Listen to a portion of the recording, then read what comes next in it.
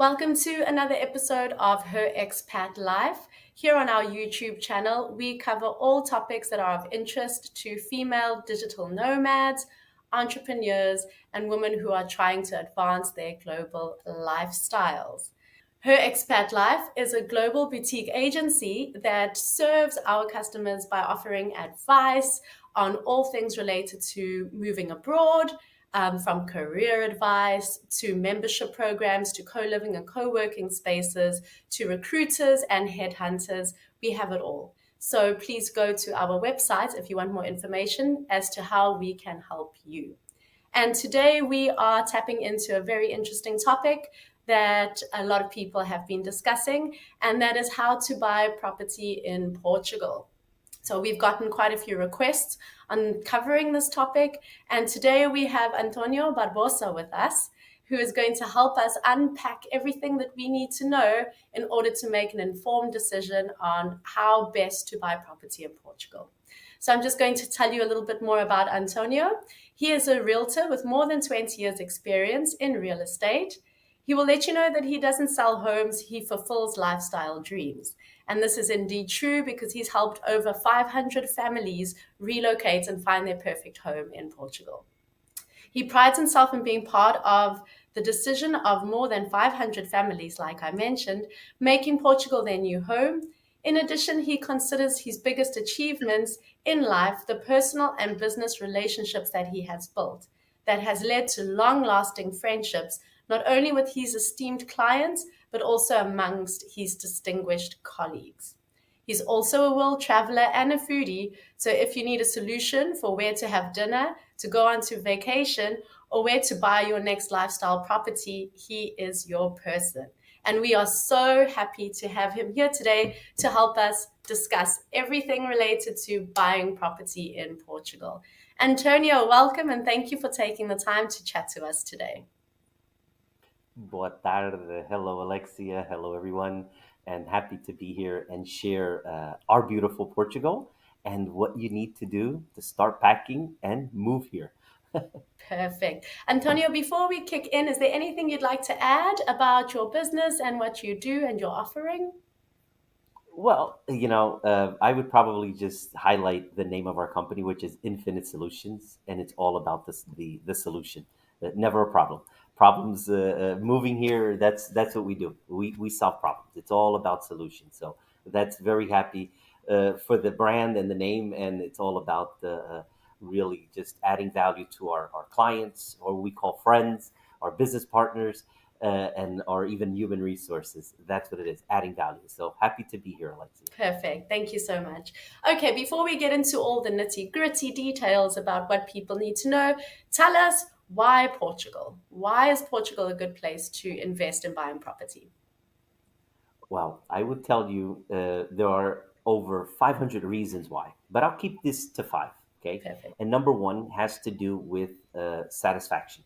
Portugal, um, uh, 80% of the people who visit Portugal year after year come back, and some do make it their permanent home. Okay. Once you sample the people, because that's what it's about, Portugal is the people. Once you sample our gastronomy, our food, our wine, you'll say, wow, you think of investing or moving and buying property here. People think of it as numbers, as it makes sense. When you put all that together and you really experience the satisfaction of the people that visit, then it's definitely it's a no-brainer. The number two reason has to do with sunshine. Portugal has over 3,300 hours of sunshine per year, Wow. making it one of the highest rates in Europe. Okay, as and definitely sunshine. Who doesn't want a little more sun in their life, right? Absolutely. But the third reason has to do with the simpleness of the visa processes, okay, and some benefits, tax benefits for people to make Portugal their home. And we could deep dive into them as we go along in our call.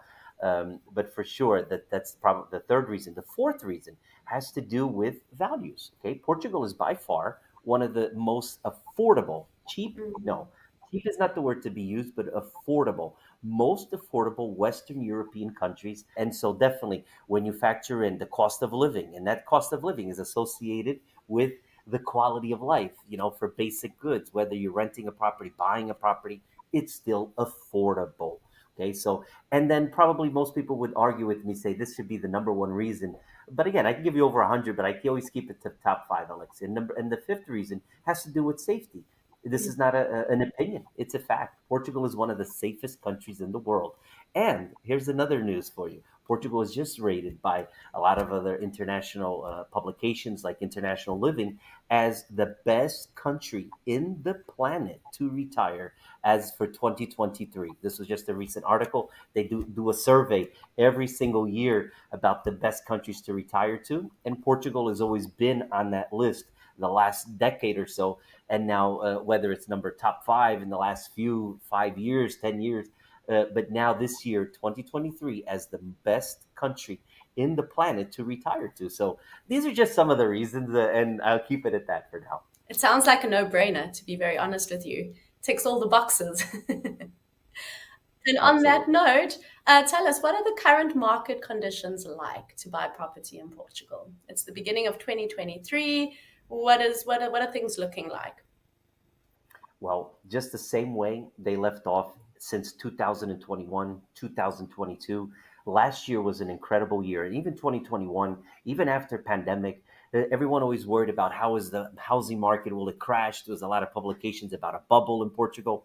You know what? There's too many people out there with a lot of crystal balls, but they forget to figure out many important things. And that is that Portugal right now is the place to where people want to go. So it has all to do with supply and demand, and there's a lot of demand for people wanting to live here, whether they want to rent, whether they want to buy, they want to make Portugal their home. Digital nomads. Okay, there's a lot of people that are considering Portugal right now at the moment. So the all the values and the market, like last year we had an average of about 10 to 12% increase as of year on year. And before this year, the 2022, this year we're looking at those numbers again because of all the supply and demand. And when you factor in a lot of people, like right now, Portugal is on the map. And so definitely it's all about supply and demand. And we will see the numbers of the market appreciating in value consistently as it's been doing since pretty much 2012 after the financial crisis, where everything kind of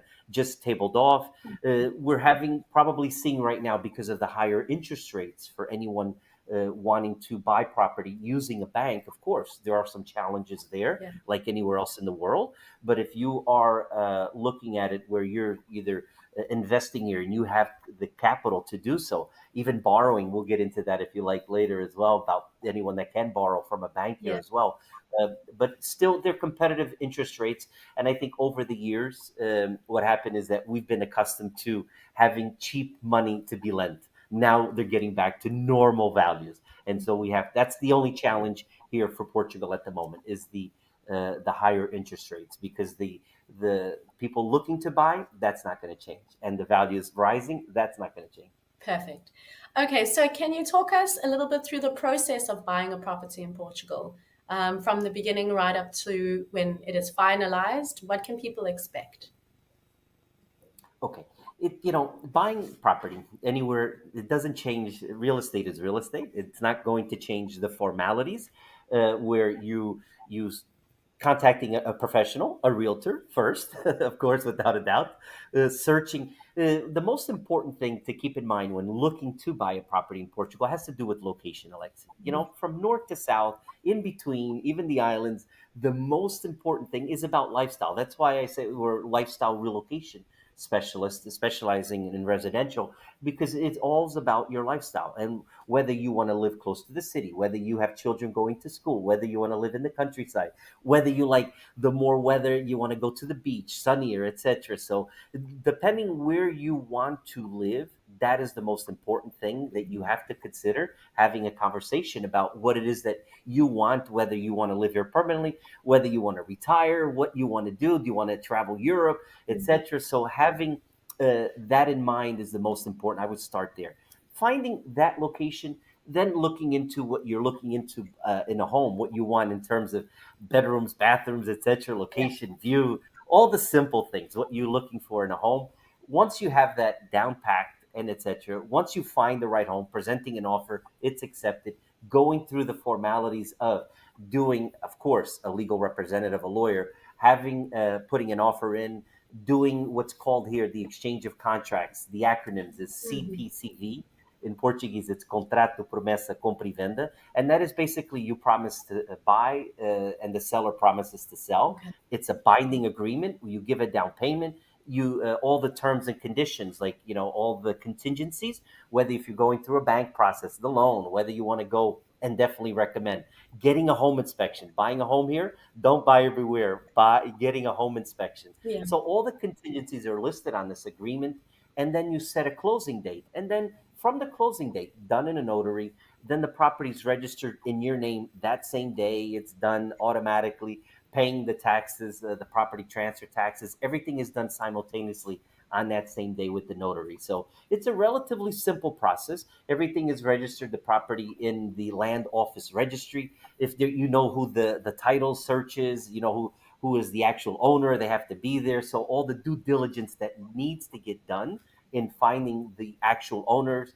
etc. So all that's done by the notary. And even before then, your legal representative, when you're doing the exchange of contracts, that naturally should get done. I always say that we focus on real estate, and the legal professionals that we are part of our team that do the real estate law, and always having a legal representative, of course, you will need.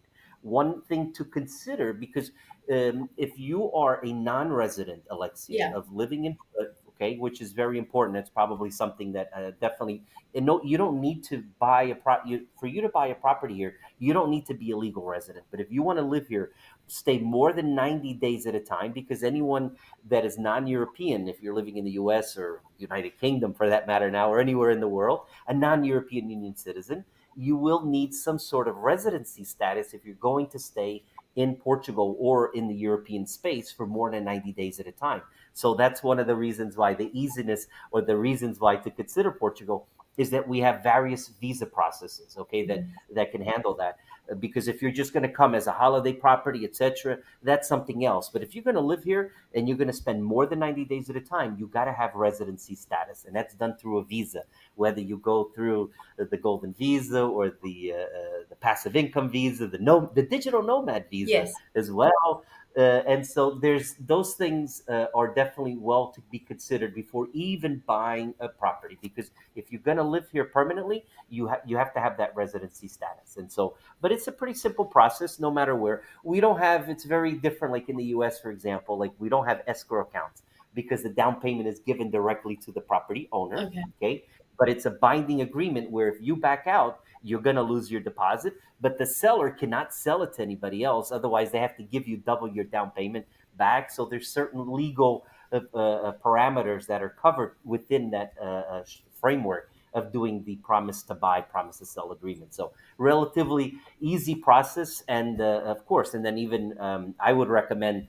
There's so other, when you're thinking about buying a property here, there's three basic, sometimes even four, professionals that you always you need to have on your side. That is a realtor, that is a lawyer, sometimes even a mortgage broker, sometimes definitely the currency exchange broker, because that could be the difference, right? How Mm. the currency exchange can do as well. And also, most importantly, of course, and your realtor can provide, then having an engineer to do the survey on the property, home inspection, etc. So having that realtor to guide you definitely is a way to go, because they go from A to Z, and every single process. That way, everything runs smoothly, and you can make it and call Portugal your home. So Perfect. Let's discuss a little bit more about the realtor, because we were talking offline before this about how a lot of people who are not from Portugal, expats and foreigners, might be a little bit hesitant or skeptical or worried about taking this leap because it is unfamiliar territory. So, one of the tips that you gave was to get a realtor. So, can you explain to us why this is so important and why this is a key component in giving someone peace of mind throughout this process? sure, love to, Alexia. One of the few misconceptions about being a real estate agent, we're otherwise called a realtor. Okay, and a realtor is a brand. And you are a member of the National Association of Realtors. Okay, and there is a strict code of ethics associated. We are well over 2 million members worldwide, 1.8 or 1.9 million almost in the U.S. So you have someone to. You're part of an organization. If somebody is behave has you have a problem or anything, you always have somebody to write or talk, etc. So you're working with a professional. Not to say that if you're not a realtor, you're a real estate professional. There's nothing wrong with that.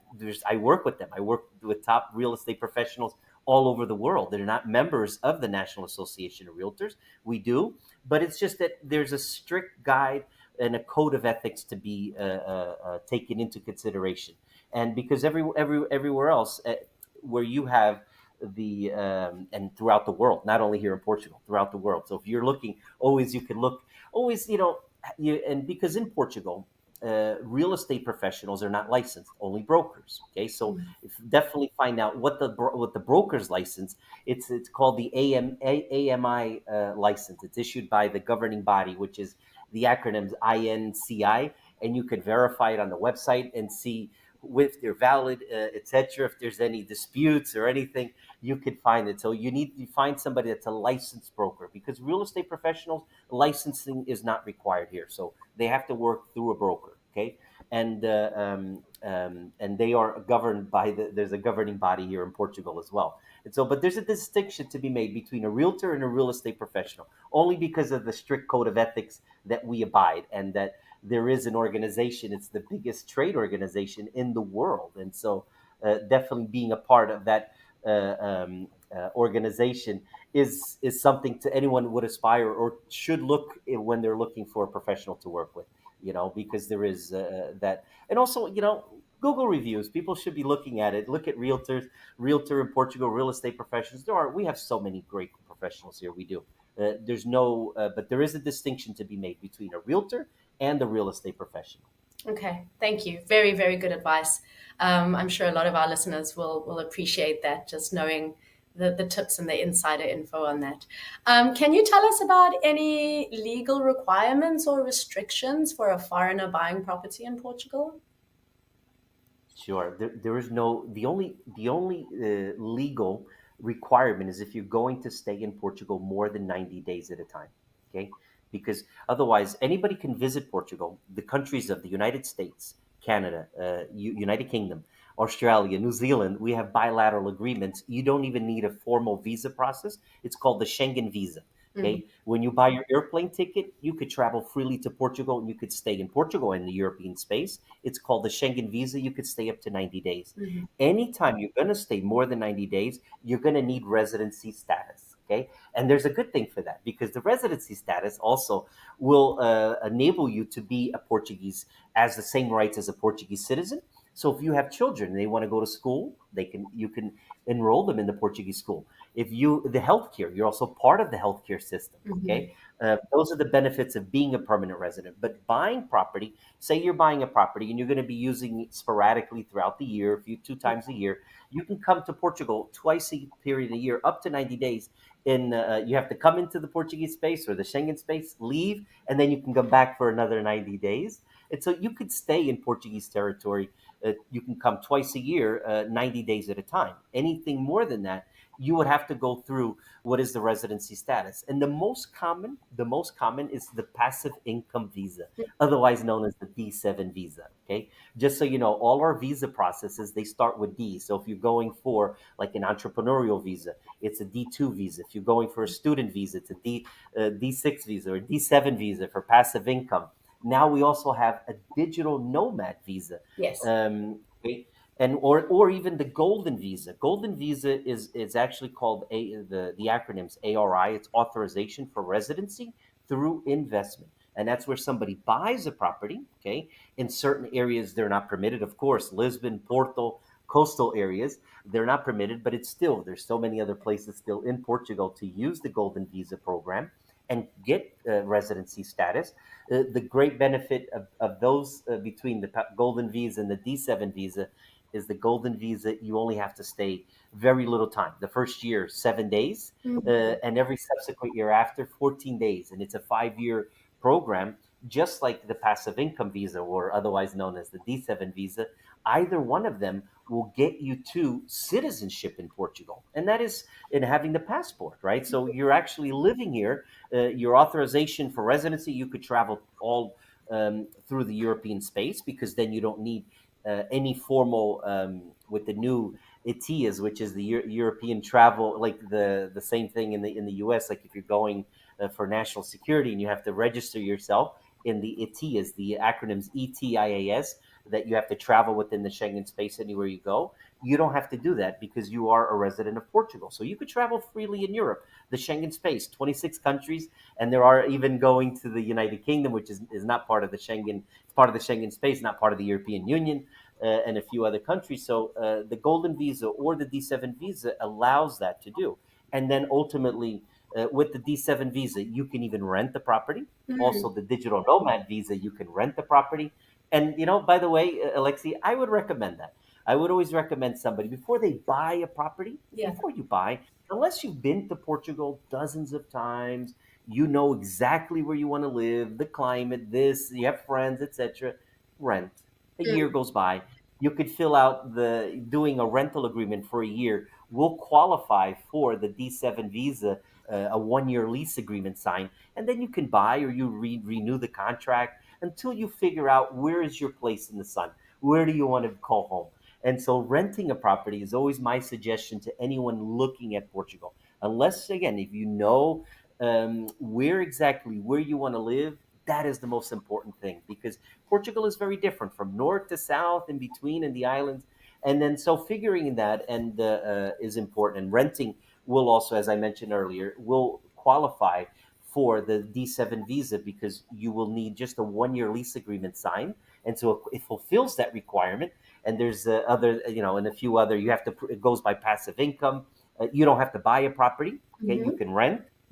Portugal is just not for millionaires. It's for people, normal people with children, schools, nomads, young, old. The majority, of course, is people that are looking to retire. Yes, that without a doubt will continue to be mhm. because of the low cost of living here. But it's a place for everyone. It's just not for people that say I'm going to be playing golf all day long. No, there's families that move. They want to enroll their children in school. They want to be part of the community and and everything around them, going to school, being part of the social healthcare network as well. And so, but those are just some of the ins and outs of the nuances of what you need, and the legal ramifications is getting the residency status if you're going to choose to make Portugal your home for more than 90 days at a time.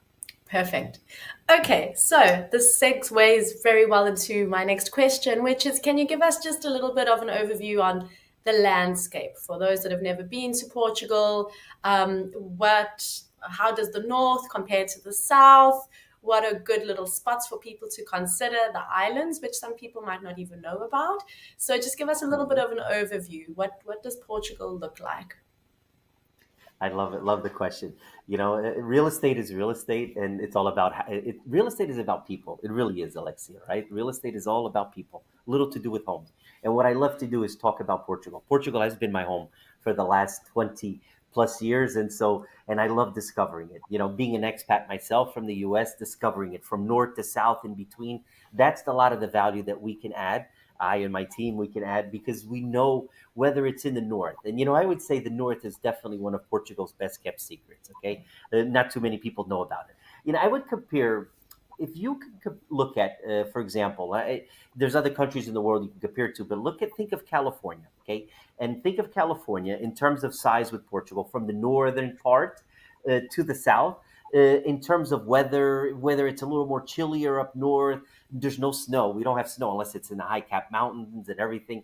More mountainous regions. It's the riverside. It's characterized by the riverside, the countryside, the mountainside, ocean side, because we do Mm, have the Atlantic. yeah. But bring a wetsuit because it is cold. But believe it or not, even in the north or south, unless you're in the south and it's a little warmer, it's the Atlantic, so it's going to be cold. It's if you're looking for that warm water like the Caribbean or the Mediterranean, the Atlantic in Portugal, the coast there, maybe in the Algarve, absolutely. Even in the islands of Madeira as well, or the Azores, as there, then maybe you could do a little bit of swimming. But in the Atlantic, it is cold. There's no, you can't beat around the bush about it. It's Yeah. cold.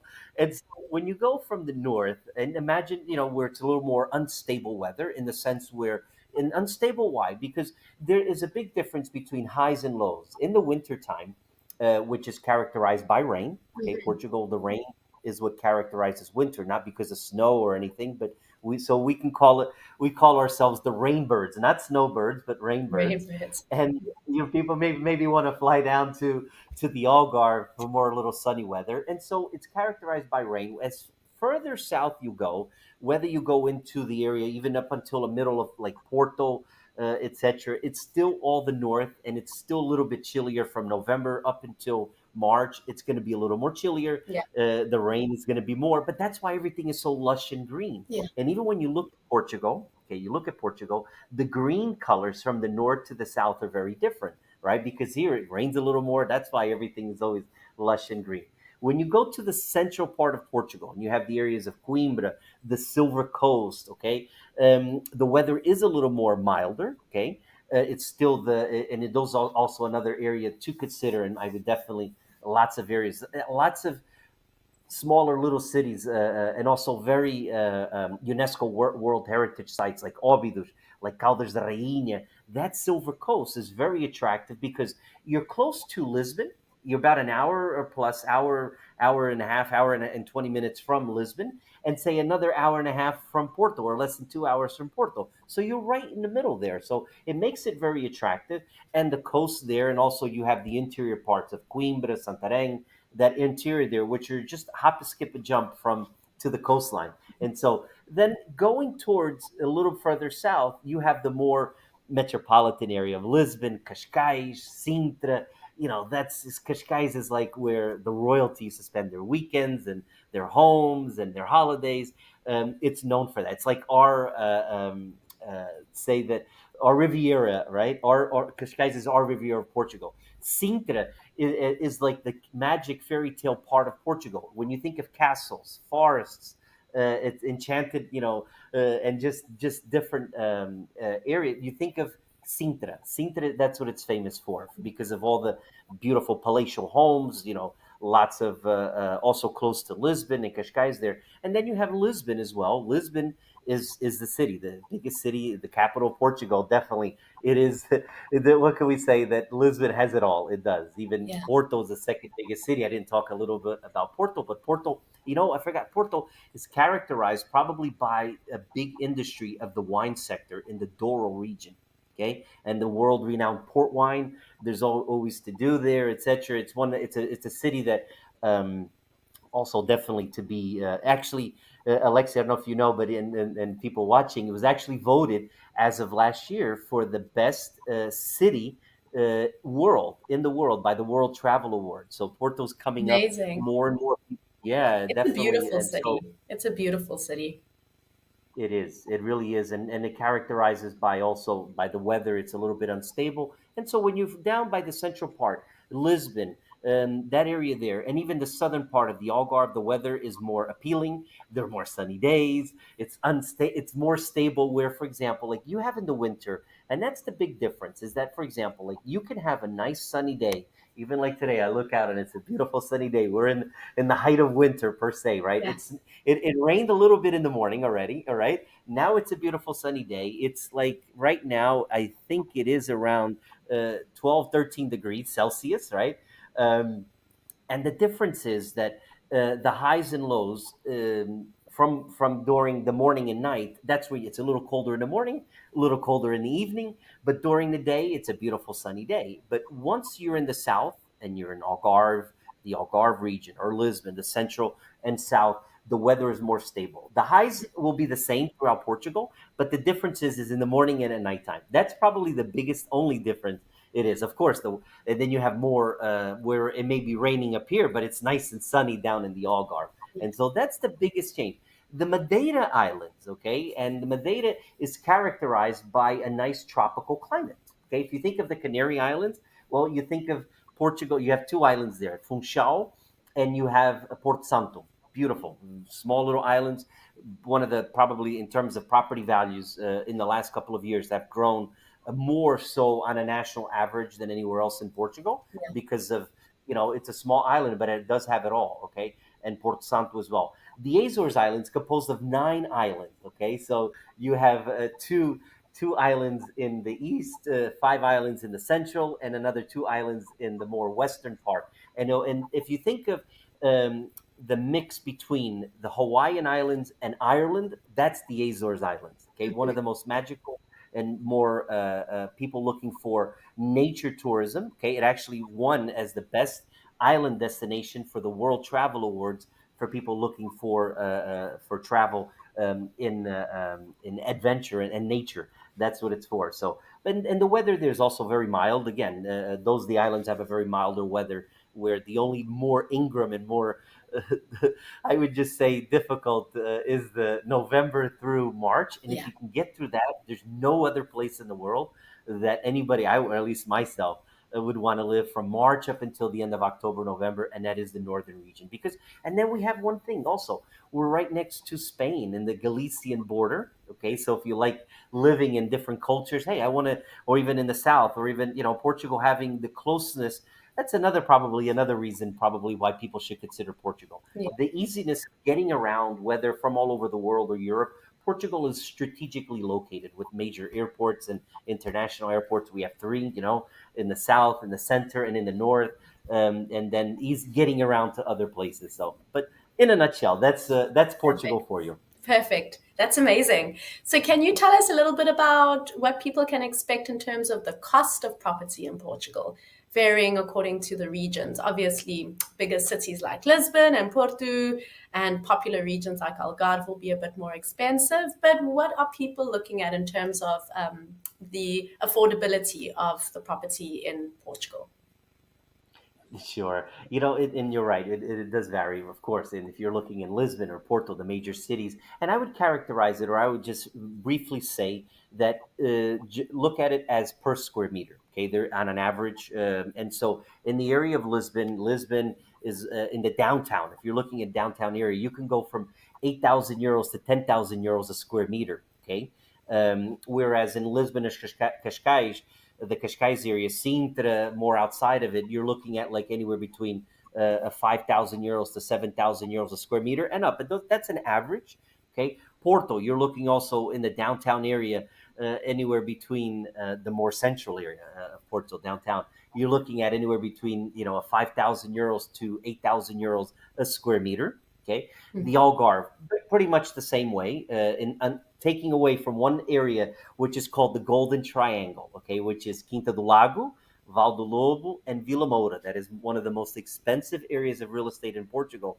In addition to, and so those are where you have the exclusive million, ultra luxury homes and everything. And so that's a different kind of market altogether. Yeah. But on average, anywhere between say even for example, other cities, you could get us at 2,000 euro, 2,500 euros a square meter. So look at it like if you're looking at a 100 square meter apartment, which is like 1,000 square feet, Mhm. you're looking at like a 250,000 euro apartment, and less, even less if you're going into more other areas of Portugal, interior wise or northern. You're looking at like 1,200 euros, 1,500 euros per square meter, etc. So depending where, but of course, Lisbon, Porto, Sintra, Cascais, the Algarve, and the Algarve is very. The Algarve, Algarve has a very particular something very interesting about it, that it's one region, but it's all compact. You can get from one side, one region to the other, and it's all whether by train and close by, and it does different. It is very different per square meter, whether you're in Faro, whether you're in Lagos or Portimão or Vila Moura, Albufeira, in every single Alvor, for example, small little fishing village. It could vary distinctively, but those are basically some of the numbers. Lisbon, look at it anywhere between 5,000 euro or 8,000 euros, 10,000 euros. Cascais, Algarve, anywhere and 3,500 euros to maybe 7,000 euros per square meter. In Porto, just a little bit less than that. In the northern and more western part, more interior cities, then you can definitely between anywhere between 1,500 euros to 2,000 euros a square meter to do that. Perfect. And can you talk to us a little bit about financing options? You did mention that we would deep dive into the process of getting the banks on board. So can you chat to us a little bit about that? Sure. Any foreign buyer in Portugal, they can qualify for a mortgage here in Portugal for a loan. Okay. What they need is 30% of their capital, or say that they can get up to 70% LTV, the loan to value ratio. So if you're buying a property for 200,000 euros, okay, and 200,000 euros will get you a good property here, I say as an average of there. So you would just need two times three. You would need 60,000 euros of your own capital. The 140,000 euros you can finance from a bank, and it's direct financing from a bank. It is possible to do that. Interest rates now, you're looking at it like altogether with close to the 5%, 4.75. Probably they will be going up in the next few months or so, or next month. That is something that interest rates because of inflation, but that's a world thing. That's not we're not immune to what happens in the rest of the world. So, but it is possible for a foreign buyer to get up to 70% LTV, the loan to value ratio. So, getting just have you would need 30% of your own capital. And to be honest with you, sometimes it makes sense to use the bank. You can leverage your money, whether you want to invest it in other, you want to diversify your portfolio instead of using your own capital all the time. And some people, believe it or not, most of our clients, they do have their own capital, and whether they're selling off a property elsewhere and they're moving here. But I always recommend leveraging your capital instead of using your own. Use the banks. Interest rates here are still relatively low. Perfect. And my next question for you is regarding any tax benefits or incentives, tax incentives that foreign buyers might enjoy by purchasing property in Portugal. Definitely. One of my top reasons why you should consider Portugal has to do with the tax benefits, okay? And that is, we have what's called, for 10 years, it's the non habitual resident status, okay? Someone that wants to live here permanently, use as being a tax resident here in Portugal, you could benefit for up to 0% on your passive income, not income producing. So if you're working, you have to pay a tax on that, right? But Mhm. there's even, if, for example, if you are what the government deems as essential for the growth of the government, okay, and the economy, for example, like if you're a teacher, nurse, doctor, management, CFOs, CEOs, etc., that you're moving to Portugal, you could benefit for a flat tax rate of 20% of here, okay, the normal tax bracket. And we do have, believe me, Alexia, Portugal is great for a lot of things, but there are some cons, and taxes is definitely one of them. Yeah. We are in a high tax bracket, even property transfer taxes. Portugal is great for a lot of things, Alexia, but there's two things I would probably say that are very disheartening, and that is taxes and bureaucracy here. So Yes. we're famous for that, and we're number one for sure Yes. in the list. But it really, the tax benefits, it's associated with the non-habitual resident status, NHR.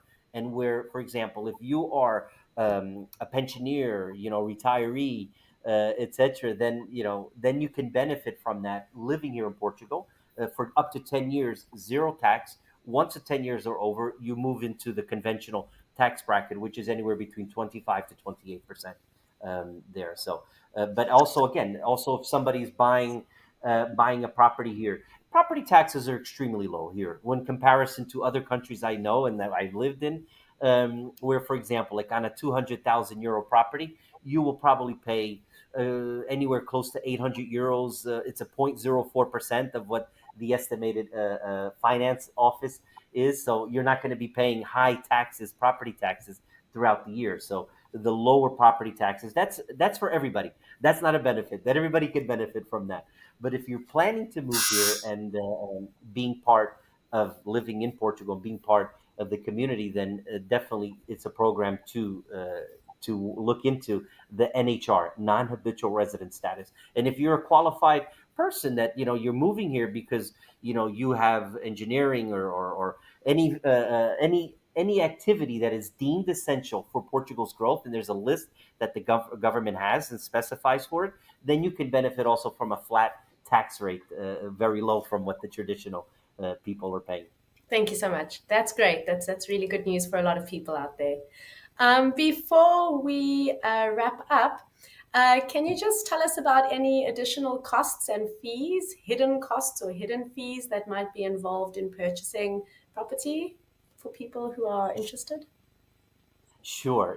I would briefly summarize in saying that in addition to, for example, if you're buying a property for 200,000 euros, for example, okay, there are property transfer taxes, the stamp duties. If you're using a bank, you have to pay the stamp duty on the purchase of the property, stamp duty on the loan of the property. Okay.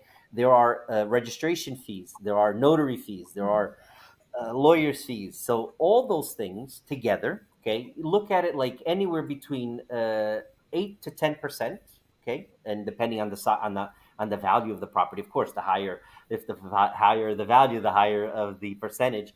But say on a 200,000 euro property, you're looking at like so say 8%. Anywhere, well, actually, probably about 7%. So 7 to 8%. So anywhere between all the property transfer taxes, all the lawyer's fees, all the extra add-on costs, okay, would be anywhere between 7 to 8%. So you're looking anywhere between 14,000 to 16,000 euros in addition to the property purchase price.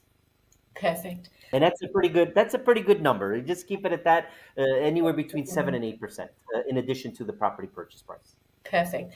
Antonio, before we say goodbye to you, we were chatting before we started this recording about this exciting project that your company is doing, actually, for people to come and experience a little bit of Portugal before they deep dive into buying a property. So tell us a little bit about this.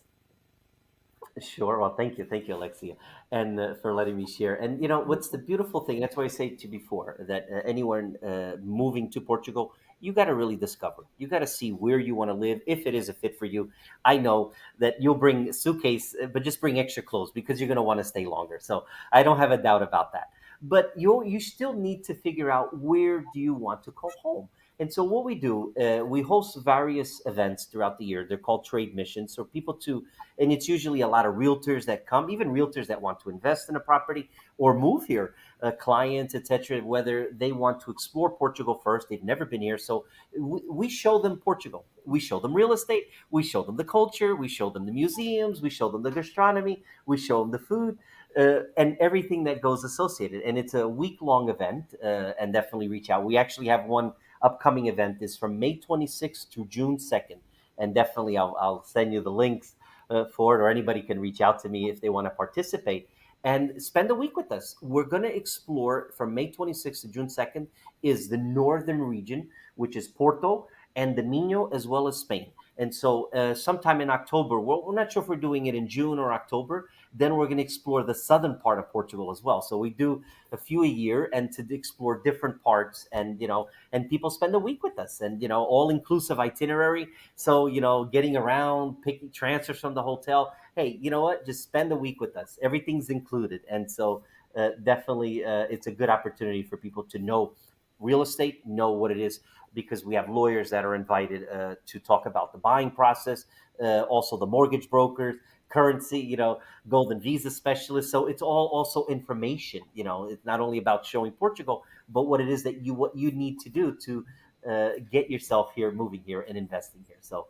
definitely reach out to me if you'd like to be a part of it. What an amazing project. I think that is such a great idea for anyone who is considering taking this big but exciting leap and just needs to wet their feet and test the water a little bit before making a decision. That, Absolutely. that brings us to the end of our video for today. Antonio, you have been amazing. What a wealth of knowledge. Thank you for taking the time to share this with us. And we will link all the details about Antonio's business and this project that he has launching and everything at the bottom of this video. So please follow him, get in contact with him, and also follow and hit subscribe on our page if you enjoy this content. We will continue to bring you more content that is relevant to female entrepreneurs, digital nomads, and expats. And we are here to help facilitate and smooth this process. So once again, thank you, Antonio. You have been fantastic, and we look forward to chatting to you in the future as well. Thank you. Bye, everyone. And pleasure. And thank you again for having me here. And we can definitely follow up and deep dive anytime in the future. Portugal is my home, is my heart. That's where my heart is. And hopefully you'll find it in your future to call it your home as well. So thank you, everyone. Cheers. Thank you so much.